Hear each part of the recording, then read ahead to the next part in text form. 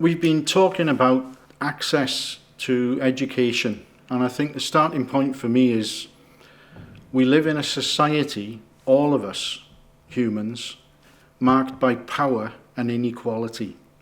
And if we want to do something about genuine equality of access to education right across the planet, we have to deal with those political issues of power and inequality.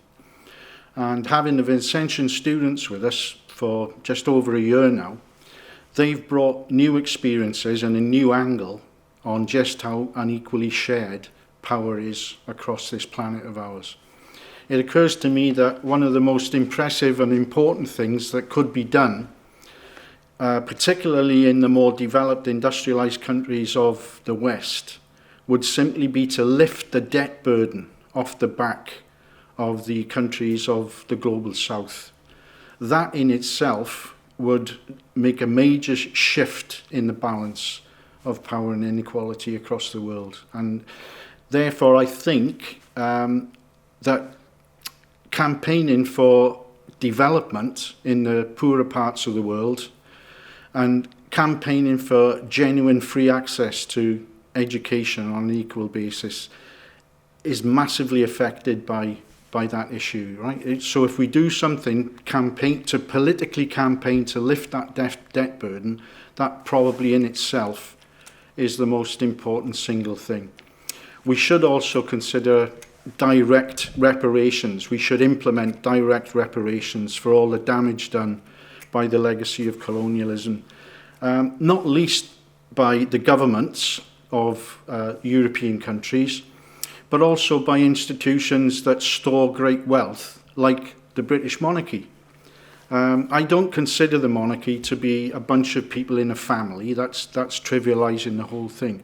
But the British monarchy is an institution that has accumulated great wealth over generations. We go back to the Tudor and Stuart dynasties and see how they built up financial and economic wealth from direct involvement in colonization and the slave trade. Particularly the Stuarts, after the English Civil War, they resurrected their political and economic fortunes on the basis of slave trading. The royal family itself was involved in that business.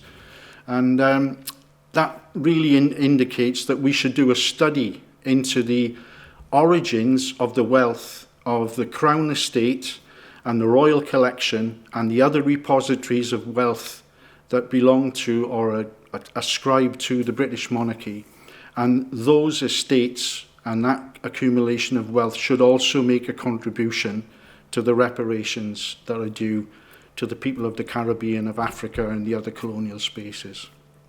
Yeah, you're right. I've come into education as a lecturer very late in my working life. My working life has been more involved with political activism, labour movement campaigning, and then working in development for many years, for 16 years or so. And I've learned from all that experience, and I try to share that now with the students and also to learn from their experience. Yes, I think sharing experiences at a higher education level is important, can be very, very important. But I always like to get the message across to students, wherever they come from in the world, that there should be a purpose to this, and that whatever learning and research that we do as individuals should be used in a way in accordance with our beliefs in what is right and wrong. So education is not an end in itself, in my opinion, but it's a door that should open itself to activism, to commitment, to making changes, to making improvements in the lives of all of our fellow citizens. There should be a purpose to it. And to me, that's quite an inspiring message. It's not just about get your qualification and get a job, but it's inspiring people to believe that each of you can make a difference, and you have some responsibility to do that.